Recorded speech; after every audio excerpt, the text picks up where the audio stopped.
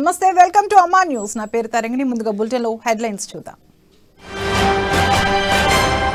తెలంగాణలో టీఆర్ఎస్ కి నూకలు చెల్లాయి ఆ పార్టీ పేరు వినగానే ప్రజలు చేదరిస్తున్నారన్న ఇంద్రసేన తెలంగాణను అవినీతి అక్రమాలకు అడ్డాగా మార్చారు రాష్ట్రంలో యథేచ్ఛగా అక్రమ మైనింగ్ జరుగుతుందన్న బీజేపీ నేతలు నిజామాబాద్ లో ఘనంగా ఐఎఫ్టియు 50 సంవత్సరాల స్వర్ణోత్సవం ప్రజా వ్యతిరేక విధానాలు నిరసిస్తూ బీడీ కార్మికులతో ప్రదర్శన ఆర్మూర్ మండలం చేవూరు శివారులో రోడ్డు ప్రమాదం లారీ కారు ఢీ ముగ్గురు యువకులు మృతి ఇక డీటెయిల్స్ చూస్తే తెలంగాణ ఉద్యమ పార్టీగా చెప్పుకునే టీఆర్ఎస్ పరిస్థితి ఖేల్ఖతం దుకాణం బంద్ అన్నట్లుగా తయారైందని బీజేపీ జాతీయ కార్యవర్గ సభ్యులు ఇంద్రసేనారెడ్డి చెప్పారు బీజేపీ ఆర్మూర్ పట్టణ అధ్యక్షులు జస్సు అనిల్ కుమార్ అధ్యక్షతన పాత్రికేయుల సమావేశం నిర్వహించారు ఈ కార్యక్రమానికి ముఖ్య అతిథిగా ఇంద్రసేనారెడ్డి హాజరయ్యారు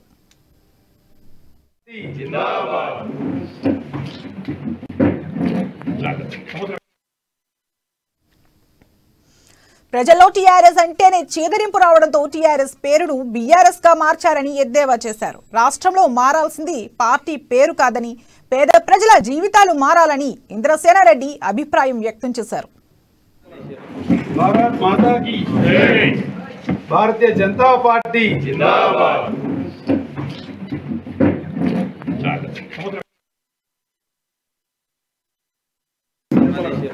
భారత్ మాతా కీ జై భారతీయ జనతా పార్టీ జిందాబాద్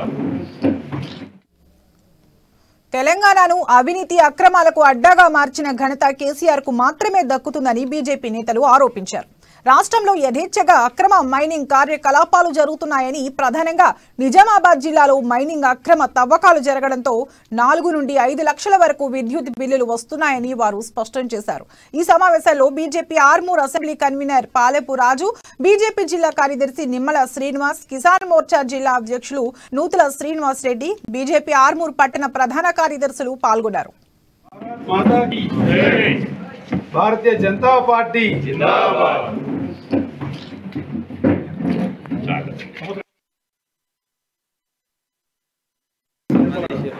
భారత్ మాతా కీ జై భారతీయ జనతా పార్టీ జిందాబాద్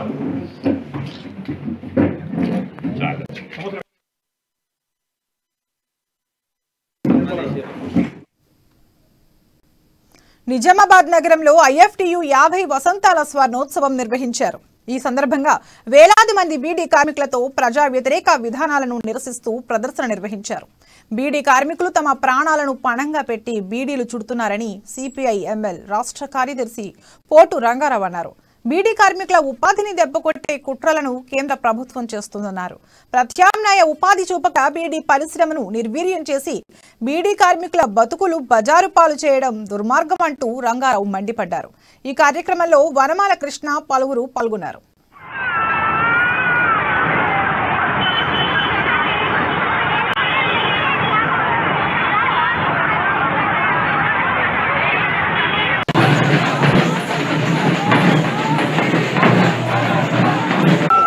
బీడీలు చేస్తే 100 రూపాయలు వస్తాయి లేదు కొంతమంది మరింత కష్టపడి 1000 బీడీలు చేస్తారు 1000 బీడీలు చేస్తే 200 రూపాయలు వస్తాయి ఈ 200 రూపాయలు కూడా మీకు ఇవ్వడానికి చాలా కష్టపడతారు అవి ఇవ్వకుండా ఇంకా తక్కువ ఇవ్వడానికి ప్రయత్నం చేస్తారు 100-200 రోజులు సంపాదించి పొద్దస్తమానం కష్టపడితే ఇంతకుముందే తులసి చంద్ గారు అడిగినట్టుగా మీ పిల్లల్ని చదువులు చదివించలేకపోతున్నారు మనకి టీబీ లాంటి రోగాలు వస్తే నయం చేయించుకోవడానికి మందులు కొనలేకపోతూ ఉన్నాం అదే విధంగా మంచి తిండి కూడా తినలేకపోతున్నటువంటి పరిస్థితి 20 లక్షల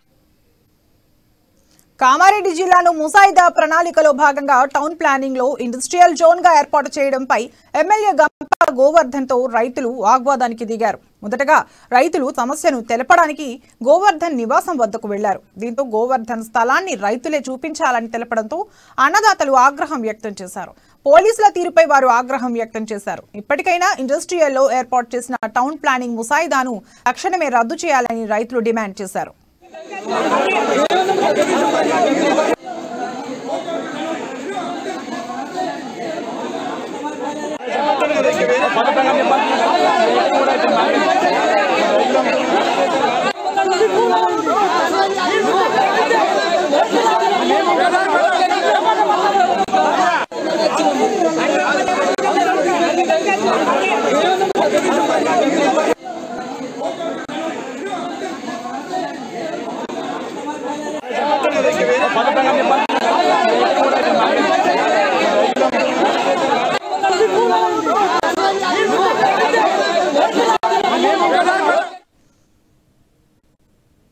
బీజేపీ బాన్సువాడ ఇన్ఛార్జ్ మాల్యాద్రి రెడ్డి కార్యకర్తల ఆత్మీయ సమ్మేళనంలో భాగంగా గ్రామాల్లో పర్యటిస్తూ కార్యకర్తలకు మనోధైర్యాన్నిస్తున్నారు. నిజామాబాద్ జిల్లాలోని సిద్దాపూర్, పైడిమల్, చింతల్పేట్ గ్రామాల్లో రెడ్డి పర్యటించారు. కార్యకర్తలు ఎవరూ భయపడవద్దని, ఎల్లవేళలా తాను అందుబాటులో ఉంటానని ఆయన ధైర్యం చెప్పారు.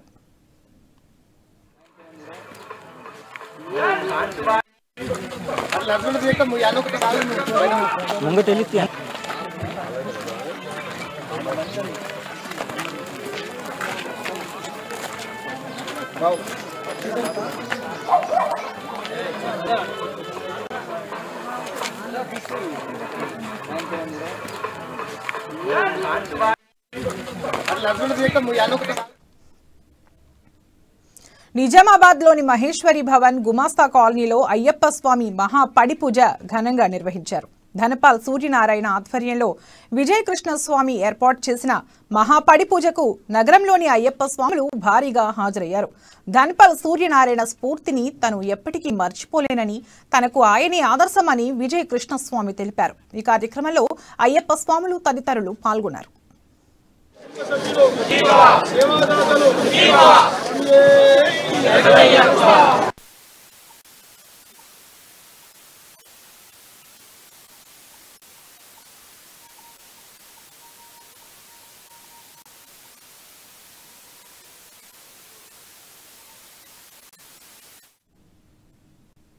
కామారెడ్డి జిల్లా పిట్లం కేంద్రంలో పాత ఎన్హెచ్ హైవే 161 పై రవాణా తాత్కాలికంగా కొనసాగుతోంది. ప్రస్తుతం ఆ రహదారి శిథిలావస్థకు చేరడంతో రోడ్లపై వాహనాలు తిరుగుతుంటే దుమ్ము, ధూళి ఇండ్లపై, దుకాణాలపై వచ్చి పడుతోందని స్థానికులు ఆవేదన వ్యక్తం చేస్తున్నారు.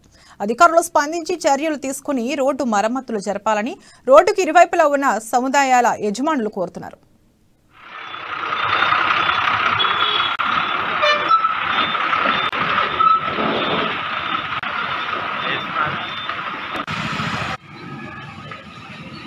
నేను వ్యాపారవేత్త, రోడ్డు మీద షాప్ ఉన్నది. డస్ట్ తోటి చాలా ఇబ్బంది అవుతుంది మాకు. హైదరాబాద్ బస్సులు, బాన్సువాడ, కామారెడ్డి బస్సులు రావడం వలన చాలా ఇబ్బంది అవుతుంది. దగ్గు, దమ్ము, అలర్జీతోటి చాలా ఇబ్బందులు పడుతున్నాం మేము. కాబట్టి అధికారులు పట్టించుకోగలరని మా మనది. చాలా ఇబ్బంది అవుతున్నాం మాకు. ఈ రోడ్డు బాన్సువాడ రోడ్డు వెళ్ళినా చాలా ఇబ్బందులు, డస్ట్ తోటి చాలా ఇబ్బంది పడుతున్నాం. ఒక బస్సు వెళ్తుంటే దాని వెనుక మేము వెళ్తే చాలా డస్ట్ లేస్తున్నది. దానివల్ల దగ్గు, దమ్ము, అధికారులు ఎవరు పట్టించుకోవడం లేదు. నిజామాబాద్ జిల్లాలోని ఆర్మూర్ మండలం చేపూరు గ్రామ శివారులో ఘోర రోడ్డు ప్రమాదం జరిగింది. ఎదురుగా వస్తున్న లారీని కారు ఢీకొట్టింది. ఈ ప్రమాదంలో 3 యువకులు దుర్మరణం చెందారు. 3 యువకులు నందిపేట్ మండల కేంద్రానికి చెందిన వారిగా గుర్తించారు. కొండగట్టుకు వెళ్తుండగా ప్రమాదం జరిగింది. మృతులు సుభాష్ నగర్ కు చెందిన ఉమ్మడి అశోక్, మందా మోహన్, రమేష్ గా గుర్తించారు. సమాచారం అందిన వెంటనే పోలీసులు అక్కడకు చేరుకుని మృతదేహాలను ప్రభుత్వాసుపత్రికి తరలించారు. ఘటనపై కేసు నమోదు చేసుకుని దర్యాప్తు చేపట్టారు.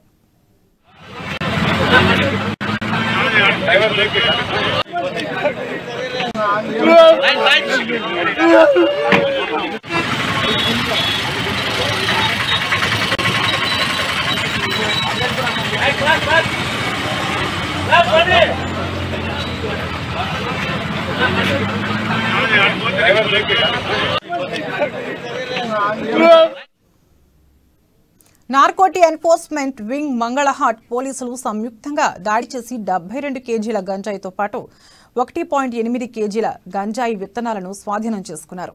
నిందితుల వద్ద నుండి ఒక బ్రీజా కార్తో పాటు 4 సెల్ ఫోన్లను స్వాధీనం చేసుకున్నారు. 3 పెడ్లర్లతో పాటు ఓ గంజాయి సప్లై చేసే వ్యక్తి అరెస్ట్ చేశారు. కాటేదాన్లో ఉన్న ఓ గదిని కూడా ఈ కేసులో అటాచ్ చేస్తామని పోలీసులు తెలిపారు. ఈ కేసుకు సంబంధించి ముమ్మర దర్యాప్తు చేస్తున్నామని, విక్రయదారులతో పాటు కొనుగోలుదారులను కూడా గుర్తించే పనిలో ఉన్నట్లు పోలీసులు వివరించారు.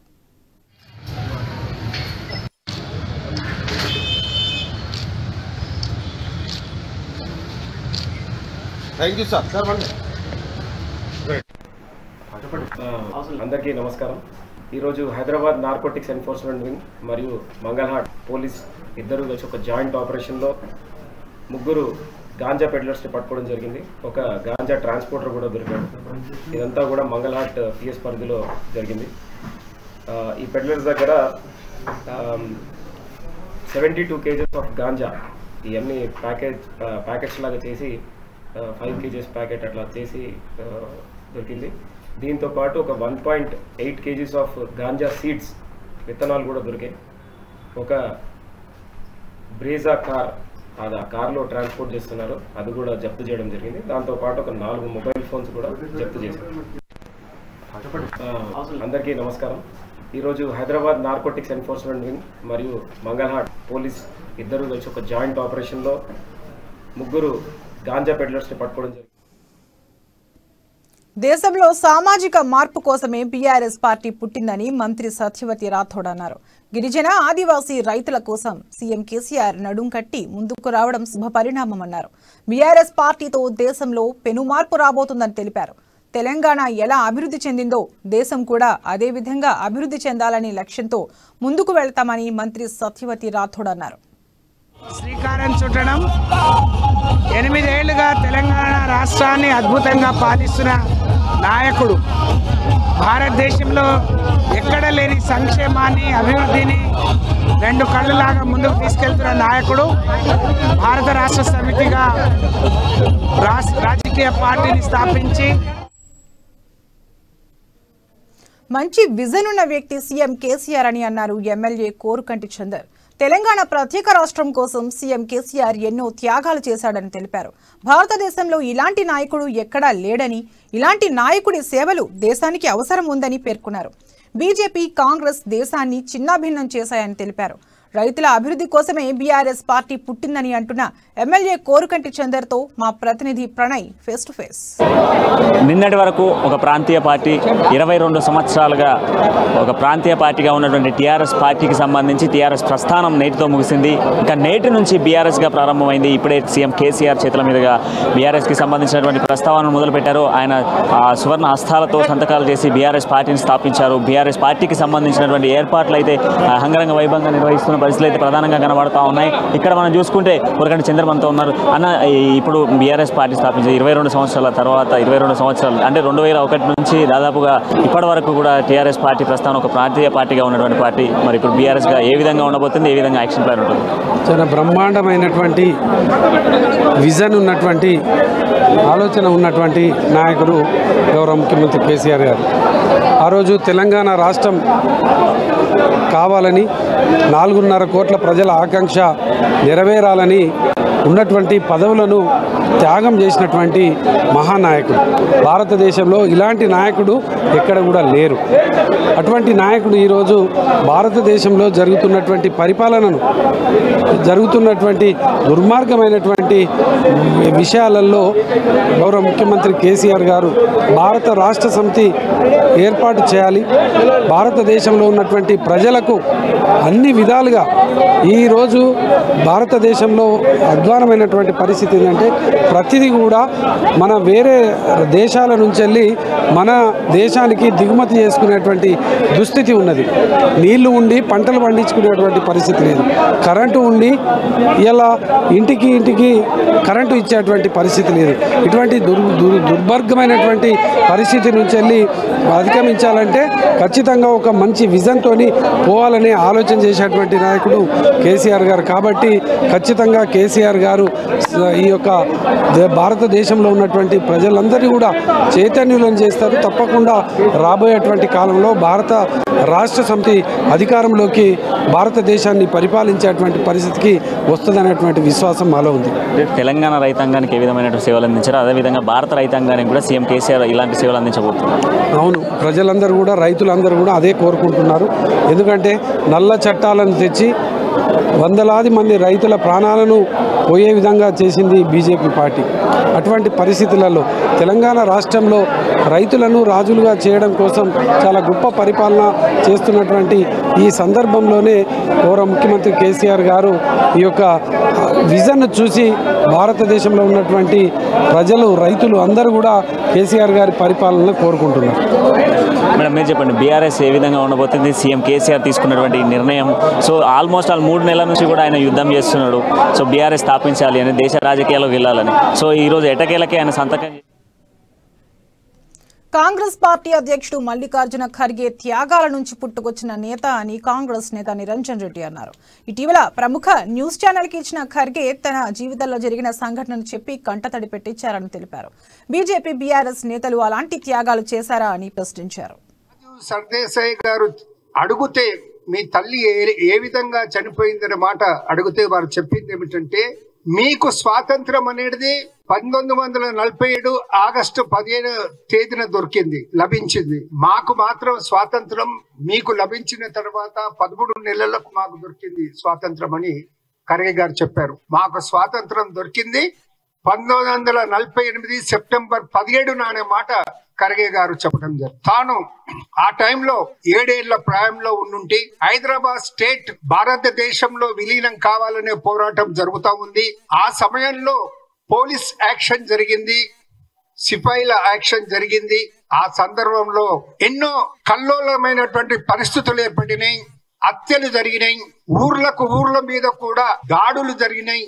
ఆ దాడుల్లో మా పెంకుటి మా రేకు ఇల్లు అగ్నికి ఆవుతైంది, కాల్చబడింది అన్నమాట వారు చెప్పడం జరిగింది. అందులో వారి తల్లి సాయిబాబా, ఖర్గే గారి చెల్లెలు సోదరి కూడా ఆ మంటల్లో చిక్కుకొని మరణించారు. వారి తండ్రి మాపన్న ఆ సమయానికి బయట పొలంలో పనిచేసేందుకు బయట ఉంటే 7 ఏళ్ల ఖర్గే గారు ఇంటికి కొద్దిగా దగ్గరలో దూరంలో అనేది ఆడుకుంటూ ఉండే. ఆ విధంగా వాళ్ళు ప్రాణాలతో బయటపడడం జరిగిందన్నమాట. చాలా కోరిన కోర్కెలు తీర్చే భక్తుల కొంగు బంగారం పడమటి ఆంజనేయ స్వామి బ్రహ్మోత్సవాలు ప్రారంభం కానున్నాయి. ఈ ఉత్సవాలకు తెలంగాణ, ఆంధ్రప్రదేశ్తో పాటు కర్ణాటక, మహారాష్ట్ర, గోవా, గుజరాత్ రాష్ట్రాల నుంచి భక్తులు పెద్ద సంఖ్యలో తరలివస్తారు. గత 500 ఏళ్ల నుంచి ఈ ఆలయానికి ఎంతో విశిష్టత ఉంది. ఇంతకీ ఆ విశిష్టత ఏంటి? Let's watch.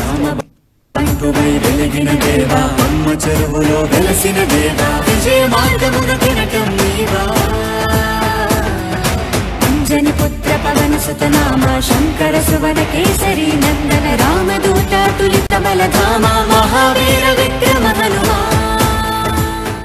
నారాయణపేట జిల్లా మక్తల్ పట్టణంలో కోరిన కోరికలు తీర్చే స్వామిగా విరాజిల్లుతున్నారు అంజన్న. మక్తల్లో వెలిసిన పడమటి ఆంజనేయ స్వామి ఆలయానికి సుమారు 500 ఏళ్ల పైనే విశిష్ట చరిత్ర ఉంది. త్రేతాయుగంలో వెలసిన జాంబవంతుడి చేతుల మీదుగా ఆంజనేయ స్వామి విగ్రహం పశ్చిమాభిముఖంగా ప్రతిష్ఠించినట్లు పురాణాలు చెబుతున్నాయి.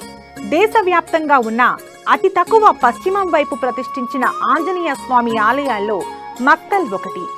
పడమటి ఆంజనేయ స్వామిని దర్శించుకుంటే సకల పాపాలు తొలగి మంచి జరుగుతుందని భక్తుల ప్రగాఢ విశ్వాసం.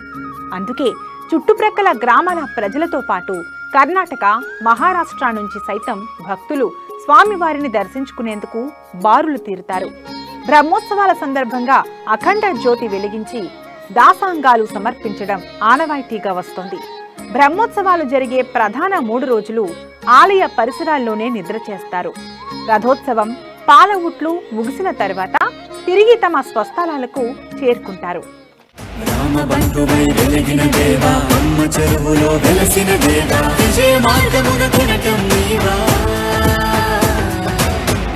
పుత్ర పవన సుతనామ శంకర సువన కేసరి నందన రామదూత తులిత బలధామ మహావీర విక్రమ హనుమా. మక్తల్ పేరు కూడా ఈ ఆలయంతో వచ్చిందని అక్కడి ప్రజలు చెబుతున్నారు. మఖ అంటే యజ్ఞం, స్థలి అంటే స్థలం. మఖస్థలి అంటే యజ్ఞ యాగాదులు విరివిగా నిర్వహించే స్థలం. అందుకే ఈ ప్రాంతానికి మఖస్థలి అనే పేరు వచ్చింది. కాలక్రమేణా అది మారిపోయి మక్తల్గా మారిపోయింది. పడమటి ఆంజనేయ స్వామిని దర్శించుకుంటే మృత్యుదోషం తొలగిపోతుందన్నది భక్తుల విశ్వాసం. జాంబవంతుల వారి చేత ప్రతిష్ఠించబడిన విగ్రహం ఉత్తరముఖం వైపు ఉంది. దర్శించుకునేటప్పుడు దక్షిణాభిముఖంగా ఉండి నమస్కరిస్తారు. దీంతో జాంబవంతుల వారు యమధర్మరాజు అంశ కావడంతో ఆయనకు సైతం నమస్కరించబడినట్లు, దీంతో మృత్యుదోషాలు తొలగి వారికి దీర్ఘాయుష్షు కలుగుతుందని నమ్మకం. స్వామివారి గర్భాలయంలో గోపురం లేకపోవడం ఇక్కడ మరో విశిష్టత. పూర్వంలో 2 సార్లు గోపురం నిర్మించేందుకు ప్రయత్నించగా పగుళ్లు వచ్చి కూలిపోయింది. అప్పటి అర్చకునికి రాత్రి కలలో స్వామి ప్రసన్నమై సూర్యోదయం నుంచి సూర్యాస్తమయం లోపు నదీ జలాలు తీసుకువచ్చి ఆగమ శాస్త్ర ప్రకారం గోపురం నిర్మిస్తేనే నిలుస్తుందని చెప్పారట. దీంతో ఒక్క రోజులో గోపురం నిర్మించడం సాధ్యపడకపోవడంతో ఇప్పటి వరకు గోపురం లేకుండానే స్వామి దర్శనమిస్తారు. రామబంటువై వెలిగిన దేవా, అమ్మ చెరువులో వెలసిన దేవా, విజయ మార్గమున తినటం నీవా. అంజని పుత్ర పవన సుతనామ శంకర సువన కేసరి నందన రామదూత తులిత బలధామ మహావీర విక్రమ హనుమా. ఆంజనేయ స్వామి విగ్రహం పశ్చిమం వైపునకు వంగి ఉండటం ఇక్కడ మరో విశిష్టత. దీనిపై స్వామివారి లీలలు అనేకం ప్రచారంలో ఉన్నాయి. ప్రస్తుతం అర్చక వంశానికి చెందిన పూర్వజుడు పొట్టిగా ఉండటం వల్ల స్వామివారికి బొట్టు పెట్టేందుకు తీవ్రంగా ఇబ్బంది పడేవాడని, ఆయన మొర ఆలకించిన స్వామివారు పశ్చిమ దిక్కునకు కాస్త వంగి వెలిశారని ప్రతీతి. ప్రధాన అర్చకుడు పని మీద వేరే చోటుకు వెళ్లాల్సి రావడంతో తన కుమారుడు చిన్నవాడికి స్వామివారి పనులు అప్పగించి వెళ్లారని, కాస్త చిన్నగా ఉండటంతో నైవేద్యం సమర్పించలేకపోవడంతో తండ్రి తిడతారని భావించిన చిన్నారి ఆత్మార్పణకు సిద్ధపడడంతో స్వామివారు ప్రత్యక్షమై పశ్చిమం వైపునకు వంగి అతని గోరుముద్దలు తినడంతో విగ్రహం పశ్చిమం వైపునకు వంగినట్లు కనబడుతుందని చెబుతుంటారు. రామబంటువై వెలిగిన దేవా, అమ్మ చెరువులో వెలసిన దేవా, విజయ మార్గమున తినటం నీవా.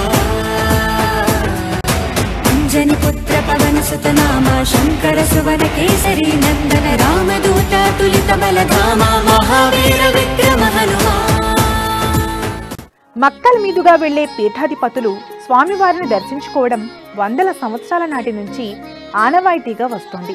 అయితే సత్యప్రమోదుల తీర్థుల వారు పని నిమిత్తం ఆగకుండా వెళ్లడంతో గుడిబల్లూరు సమీపంలో పెద్ద కోతుల గుంపు అడ్డుగా వచ్చి దారివ్వలేదు.